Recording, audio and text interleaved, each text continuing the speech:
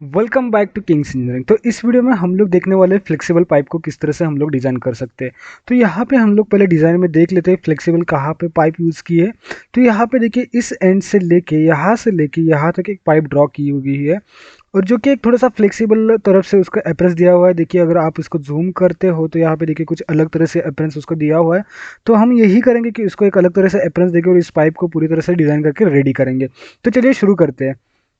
तो यहाँ पे देखिए मैं आता हूँ, मैं आने के बाद यहाँ पे डिज़ाइन पे जाके मैं यहाँ पे स्केच पे ऊपर क्लिक करता हूँ। स्केच के ऊपर क्लिक करने के बाद मैं यहाँ पे फ्रंट प्लेन पे एडिट स्केच करता हूँ। एडिट स्केच करने के बाद मैं यहाँ पे एक लाइन ड्रॉ कर लेता हूँ इस तरह से। फिर यहाँ पे एक कर्व है तो मैं यहाँ पे एक कर्व ड्रॉ कर लेता हूँ, फिर ये लाइन ड्रॉ कर लेता हूँ।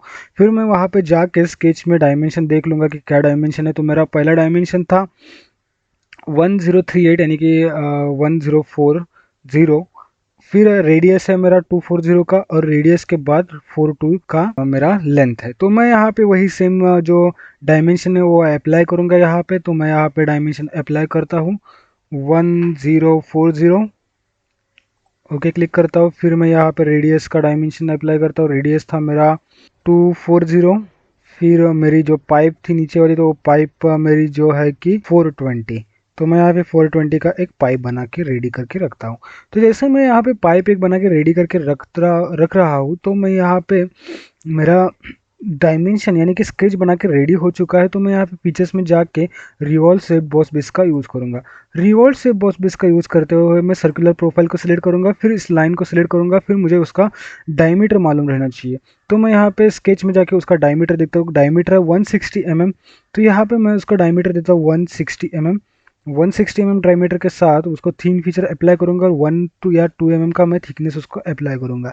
तो मैं यहाँ पे 2 mm का थिकनेस अप्लाई करता हूँ। यहाँ पे 11 mm हो गया, गलती से 2 mm थिकनेस अप्लाई करता हूँ। फिर मैं यहाँ पे ओके क्लिक कर देता हूँ। तो मेरा ये पाइप कुछ इस तरह से बन चुका है। लेकिन यहाँ पे अगर आप थोड़ा सा गौर करेंगे पाइप के ऊपर, तो पाइप के ऊपर कुछ अलग थोड़ा सा एक अप्रेंस दिया हुआ है यहाँ पे, जैसे कि एक फ्लेक्सिबल पाइप रहती है उसकी तरफ उस तरह से कुछ कर्व्स यहाँ पे अप्लाई किए गए हैं। तो हम लोग इस चीज़ को भी देखेंगे। और यहाँ पे देखिए 160 mm जो मैंने डायमीटर लिया था वो इनर डायमीटर 160 mm है इसका। तो उसको पाने के लिए हम लोग क्या करेंगे, उस चीज़ को करने के लिए हम लोग क्या करेंगे, यहाँ पे स्केच के ऊपर आएंगे। स्केच के ऊपर आने के बाद मैं यहाँ पे टॉप प्लेन, राइट प्लेन और फ्रंट प्लेन को देख लेता हूँ। फ्रंट प्लेन को अगर मैं देखूँ तो यहाँ पे आपको समझ में आएगा कि फ्रंट प्लेन मेरा एग्जैक्टली स्केच के सेंटर में है। तो मुझे अभी जो भी मैं ड्राइंग करूँगा वो फ्रंट प्लेन के ऊपर ड्रॉ करूँगा। तो मैं यहाँ पे फ्रंट प्लेन के ऊपर जाता हूँ। यहाँ पे देखिए, यहाँ पे मैं फ्रंट प्लेन को नॉर्मल टू करता हूँ। यहाँ पे नॉर्मल टू करने के बाद कुछ इस तरह से फ्रंट प्लेन आएगा। फिर मैं फ्रंट प्लेन पे क्लिक करके एडिट स्केच के ऊपर क्लिक करता हूँ। एडिट स्केच के ऊपर क्लिक करने के बाद मैं यहाँ पे ड्रॉ करूँगा उस वाले स्केच को। तो मैं यहाँ से कुछ इस तरह से इसको ड्रॉ करूँगा। इसको ड्रॉ करने के बाद मुझे डायमेंशन देने हैं इसके। तो आप अगर स्केच में देखेंगे तो यहाँ पे स्केच में देखने के बाद आपको समझ में आएगा कि ये 45 डिग्री एंगल पे 14 mm लेंथ का जो एक लाइन है वो लाइन ड्रॉ हो चुका है। तो मुझे यहाँ पे वही सेम चीज़ करनी पड़ेगी। इसको मैं क्या करूँगा कि इसको मैं बोलूँगा कि 40 mm। तो मैं इसको 14 mm डायमेंशन दे देता हूँ। फिर मुझे इसका एंगल डिफाइन करना पड़ेगा। तो एंगल डिफाइन करने के लिए मुझे एक लाइन ड्रॉ करनी पड़ेगी एक्चुअली। तो मैं वर्टिकल लाइन भी एक ड्रॉ कर लेता हूँ। तो देखिए यहाँ पे मैंने एक लाइन ड्रॉ कर ली है यहाँ तक। ठीक है, यहाँ तक मैंने एक लाइन ड्रॉ कर ली है। तो मैं अभी एंगल उसका अप्लाई कर सकता हूँ। तो मैं यहाँ स्केच के अंदर जाऊँगा। स्केच के अंदर जाने के बाद मैं यहाँ पे यहाँ से लेके यहाँ तक का एंगल बोलूँगा कि 45 डिग्री है। तो 45 डिग्री एंगल में डिफाइन करूँगा और ओके क्लिक करूँगा। सेम वे से मुझे इसके और इसके बीच में भी एंगल 45 डिग्री चाहिए। तो मेरा जो डिस्टेंस है वो अपने आप आ जाएगा 11 mm, जैसे 14 mm। ये जैसे 40 mm है उस तरह से ये 14 mm है। तो मैं यहाँ पे लीनियर पैटर्न का यूज़ करूँगा। लीनियर पैटर्न के ऊपर क्लिक करूँगा। लीनियर पैटर्न के ऊपर क्लिक करने के बाद एक्स एक्सिस ठीक है। फिर मैं यहाँ पे जियोमेट्री सिलेक्ट करूँगा। जियोमेट्री सिलेक्ट करने के यहाँ पे आऊँगा। फिर ये लाइन को सिलेक्ट करूँगा। फिर इस लाइन को सिलेक्ट करूँगा और ये जो लाइन है उसको मैं ऑफसेट देना पड़ेगा, यानी कि इस पॉइंट से इस पॉइंट तक कितने कितने mm तक आपको ऑफसेट चाहिए। तो मुझे यहाँ पे देखिए थोड़ा सा गैप आ रहा है। तो मैं यहाँ पे 18 mm करके देखता हूँ क्या होता है। तो 18 mm अगर मैं करता हूँ तो देखिए थोड़ा सा क्रॉप हो रहा है, ये सही है।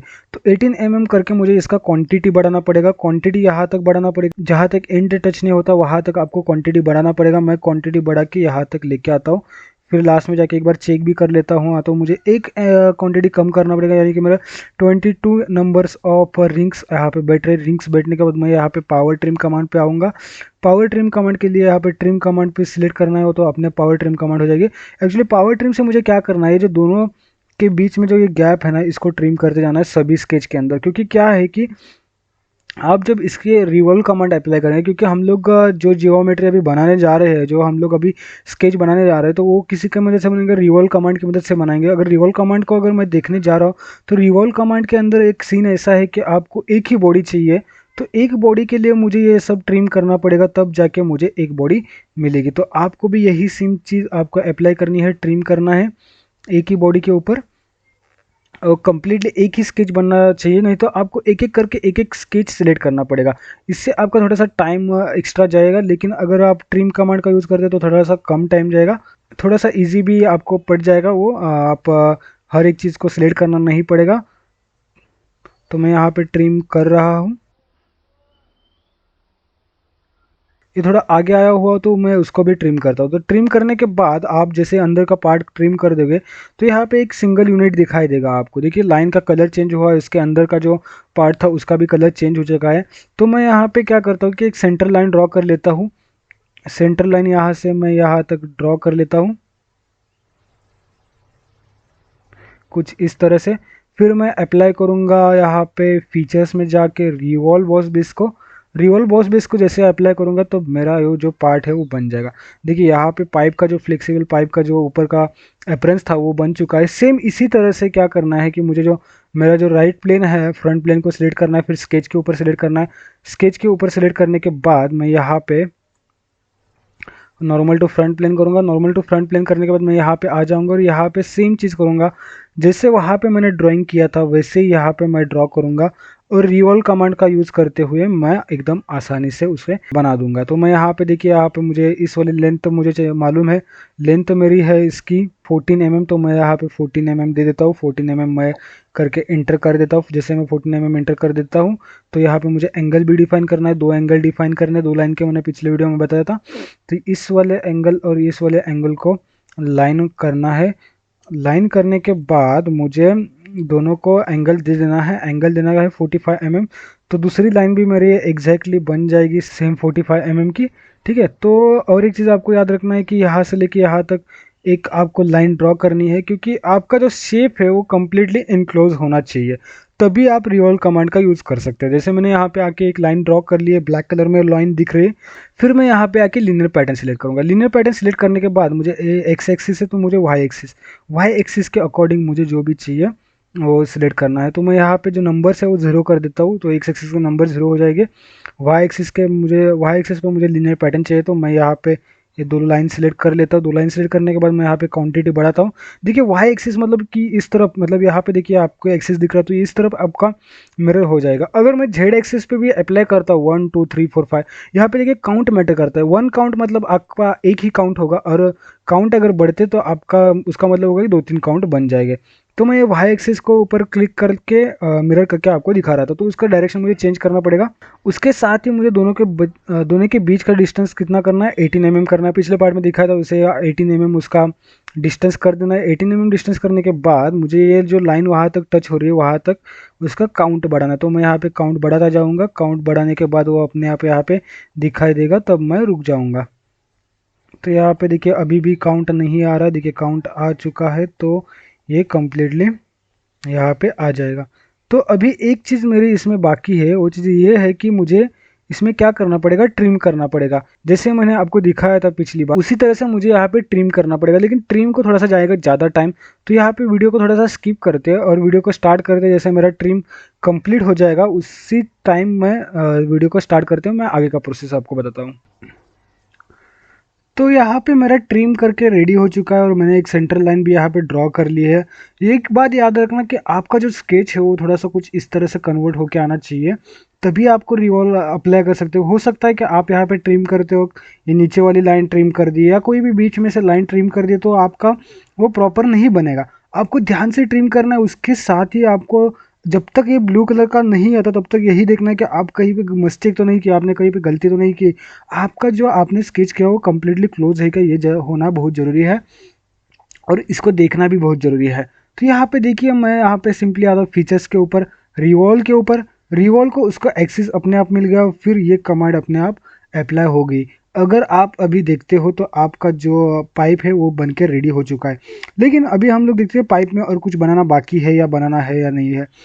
तो यहाँ पे देखिए, हाँ ऊपर यहाँ पे देखिए, यहाँ पे एक जो पाइप है उसको आगे जाके रेडियस जो है उसका इंक्रीज हुआ है।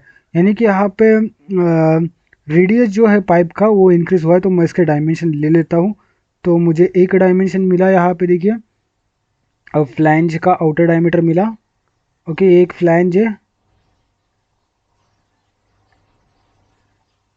ओके, 280 mm के एक आउटर डायमीटर की एक फ्लैंज है। और उसके साथ मुझे इस वाले सर्कल का डायमीटर लगाना है। उसके साथ मुझे इस वाले सर्कल का डायमीटर मालूम रहना चाहिए। तो मैं यहाँ से यहाँ तक की लाइन का डायमीटर लेता हूँ। तो 200 mm उसका डायमीटर है। तो सिंपली मैं क्या करूँगा, यहाँ पे आके और उसका ऑफसेट डिस्टेंस भी मुझे मालूम रहना चाहिए, क्योंकि मैं रेफरेंस प्लेन लेके उसको ड्रॉ कर सकूँ। तो यहाँ से यहाँ तक का ऑफसेट डिस्टेंस मेरा है 100 mm। तो मैं यहाँ आऊँगा स्केच के अंदर। स्केच के अंदर आने के बाद मैं यहाँ पे ये टॉप वाला सरफेस से इस वाले सरफेस से 100 mm पे एक ऑफसेट रेफरेंस प्लेन बनाऊंगा। तो मैं रेफरेंस प्लेन के ऊपर सिलेक्ट करता हूँ, फिर यहाँ पे आके इस वाले प्लेन को सिलेक्ट करता हूँ, फिर यहाँ पे ऑफसेट डिस्टेंस यहाँ पे 100 mm डालता हूँ। 100 mm डिस्टेंस डालने के बाद मेरा कुछ इस तरह से स्केच बनेगा। फिर यहाँ पे देखिए मुझे एक सर्कल बनाना पड़ेगा। स्केच लूँगा, स्केच लेने के बाद मैं यहाँ पे सेंटर में आ जाऊँगा। सेंटर आने के बाद मैं यहाँ पे एक सर्कल बना लूँगा। सर्कल का डायमीटर दूंगा 200 mm। तो यहाँ पे मैं दूंगा सिंपली 200 mm। तो 200 mm मैं एंटर कर देता हूँ। कुछ इस तरह से मेरा स्केच बनेगा। तो हम यहाँ पे लूप कमांड का ही यूज़ करेंगे, क्योंकि हमें मालूम है जहाँ पे कॉन्वेक्स शेप का कोई पार्ट बनता है तो लूप कमांड यूज़ करना है। तो यहाँ पे भी मुझे दो स्केच की ज़रूरत पड़ेगी। तो मेरा एक स्केच रेडी है, दूसरा स्केच मैं अभी रेडी करूँगा। तो मैं यहाँ पे एग्जिट स्केच करता हूँ, यहाँ पे आता हूँ, एडिट स्केच करता हूँ, कन्वर्ट एंटिटी करता हूँ। इतना ही करना है मुझे, फिर एग्जिट करना है। तो मेरे पास अभी दो स्केच है, एक है ये स्केच और एक है दूसरा स्केच। तो मैं यहाँ पे क्या करता हूँ, फीचर्स में जाता हूँ। फीचर्स में जाने के बाद लूप कमांड के ऊपर क्लिक करता हूँ, फिर इस वाले सर्कल के ऊपर क्लिक करता हूँ और इस वाले सर्कल के ऊपर क्लिक करता हूँ। तो मेरा लूप बन जाएगा। मैं यहाँ पे थीन फीचर का अप्लाई करूँगा। थीन के ऊपर क्लिक करता हूँ। थीन के ऊपर क्लिक करने के बाद मैं यहाँ पे 2 mm एंटर कर देता हूँ। 2 mm एंटर करने के बाद मेरा लूप कुछ इस तरह से बन जाएगा। तो मेरा पाइप था उसका जो इनलेट और आउटलेट था वो इस तरह से कुछ बन गया है। लेकिन आप अगर देखेंगे तो ये कुछ लूप अच्छे से नहीं बना। उसका रीज़न ये है कि जब मैंने लूप किया था तो इस वाले प्रोफाइल को मैंने सिलेक्ट किया था, फिर इस वाले प्रोफाइल को सिलेक्ट किया था। तो हमारा जो सिलेक्शन पॉइंट रहता है उसके अकॉर्डिंग वो उसको लूप करता है। तो हो सकता है कभी कभी वो ट्विस्ट भी कर सकता है। तो आपको ना लूप करते वक्त थोड़ा सा ध्यान देना है, एक दो बार ट्राई करना है कि लूप कैसे प्रॉपर आ रहा है। तो अभी देखिए अभी कोई नहीं दिख रहा है लूप का। जैसे यहाँ पे दो ग्रीन पॉइंट दिखा रहे हैं ना, ये सिलेक्शन वाले पॉइंट, यही पॉइंट मैटर करता है कि आपका लूप थोड़ा सा टिल्ट हो सकता है। ज़्यादा फर्क नहीं पड़ेगा, दो ही ऑप्शन है, एक तो स्ट्रेट आएगा या तो टिल्ट आएगा इसमें। तो मैं यहाँ पे 2 mm सेलेक्ट कर देता हूँ स्ट्रेट करने के बाद, और फिर ओके क्लिक कर देता हूँ। ओके करने के बाद देखिए कुछ इस तरह से आपका शेप बन जाएगा, मतलब कि ऊपर से नीचे तक रिड्यूस होकर डायमेंशन बन जाएगा। फिर यहाँ पे एक फ्लैंज बनाना है। तो फ्लैंज बनाने के लिए मैं यहाँ पे इस वाले फेस पे आऊँगा, इस वाले फेस पे स्केच करूँगा। स्केच करने के बाद मैं यहाँ पे अंदर वाले सर्कल को सिलेक्ट करूँगा, फिर कन्वर्ट एंटिटी करूँगा। तो मेरा अंदर वाला सर्कल सिलेक्ट हो गया।